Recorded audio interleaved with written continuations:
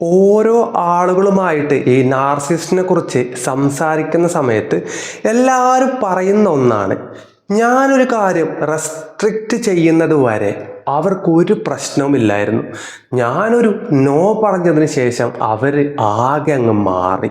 ഭയങ്കര ഒരു അറഗൻ്റായിട്ടും ദേഷ്യവും ഷൗട്ടിങ്ങും ആദ്യമായിട്ടാണ് ഞാൻ അങ്ങനെ ഒരാളെ കാണുന്നത് എന്ന് പറയും.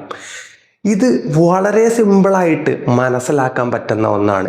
ഈ നാർസിസിസ്റ്റ് എപ്പോഴും മുന്നോട്ട് പോകുന്നത് മറ്റുള്ളവരെ കൺട്രോൾ ചെയ്തിട്ടാണ്. അതേസമയം ഇവരെ മറ്റൊരാൾ കൺട്രോൾ ചെയ്യുന്നത് ഇവർക്ക് ഇഷ്ടമല്ല. കാരണം അവിടെ ഇവർ വീക്കാണ് എന്നുള്ള ഒരു സാഹചര്യമാണ് ഇവർ ചിന്തിക്കുന്നത്.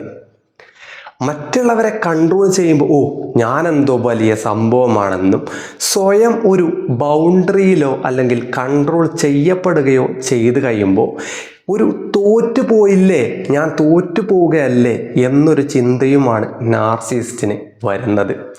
അതുകൊണ്ടാണ് നിങ്ങൾ നല്ല ഒരു ബൗണ്ടറി കീപ്പ് ചെയ്യുന്ന സമയത്ത് പൊട്ടിത്തെറിയും പ്രശ്നങ്ങളും ഉണ്ടാകുന്നത്.